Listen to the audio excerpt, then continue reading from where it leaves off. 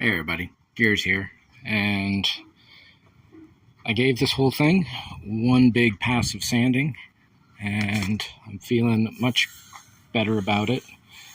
It's pretty smooth to the touch overall, but that doesn't mean it's actually smooth. I can feel a bump in here, for example. Maybe some lumpy in here. But what I just did and what the video is for here is this is a tracing of the other side. So unfortunately I don't have any double-sided tape. However, what I can do is cut this line out, place it down in place. It locks into this corner and just up here at the base. So I'm losing about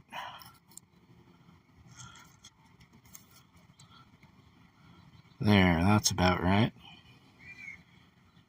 So I'm losing about that much out of there. So I'm glad to be at this stage.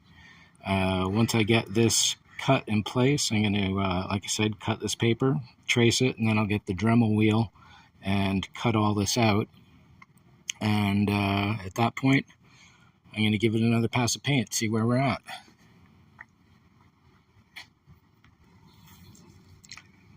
And here we go, taped into place, a nice little line drawn, and I just started to carve this up. I'm going to pull the plastic off. I need the vacuum cleaner going in one hand and the drill going in the other, because this is going to kick up a lot of dust that I want to catch right away. So, see you in a second. And there we go at last. It's got a good thickness to it, so I am done building it up off the deck. Next up, when I get back to finishing this edge, it's going to be a matter of running the Dremel cutting wheel all along the outer perimeter, especially up here. That's the next thing to tackle. And then carving in a trench at a 45-ish degree angle all around that where needed as well, to give me some extra lip. Because normally you would want to take this shape on top of something, then step it off, and then step it off again, so you got some space to work with.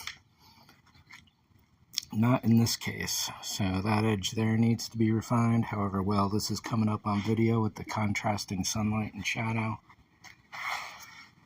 This is getting there. I'm realizing that the reason why this hump is here and this hump is here is because the sanding block, if I'm getting the very bottom, I'm carving up here, and if I'm getting the very top, I'm carving in down there, leaving a big gully in the middle there.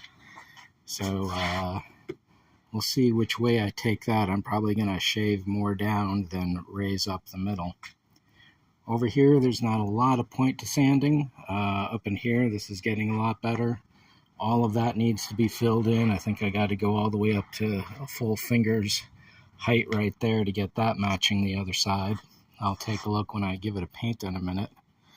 Then all this little odds and ends for shapes. It's amazing how you wouldn't see this otherwise if it weren't for all these different colors here. I don't think it feels pretty smooth, but at the same time it's definitely not.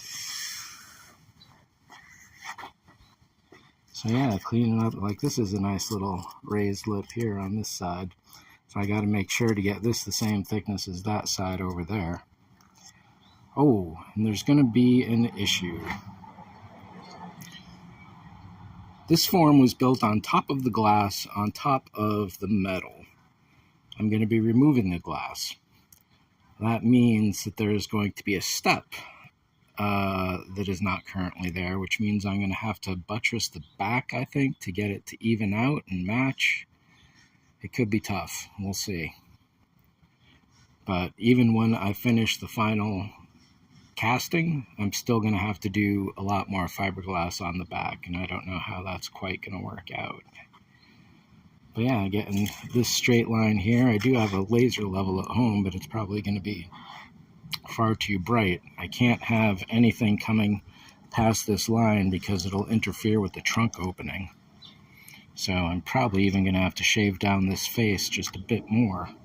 Maybe, yeah, I was thinking a nice slope would be good, but maybe just straight down and making it more obvious. We'll see. There's time. All this top here has to be filled in and leveled off. I'd like to get it angled outwards, beveled outwards, so that any rain that does hit the edge is going to be more likely to go out rather than in. I don't want a slope inwards, definitely. So getting that relatively even across the whole thing, that'll be tough. So next up, I should probably shave this guy down a little. It used to fit because this used to be a single wall of plastic, and in a previous video I started adding these strips. Normal R2 head fits pretty well. I may even have room for one more strip in here. I'm sorry about the angle there. I'm looking at what I'm doing, not what I'm shooting.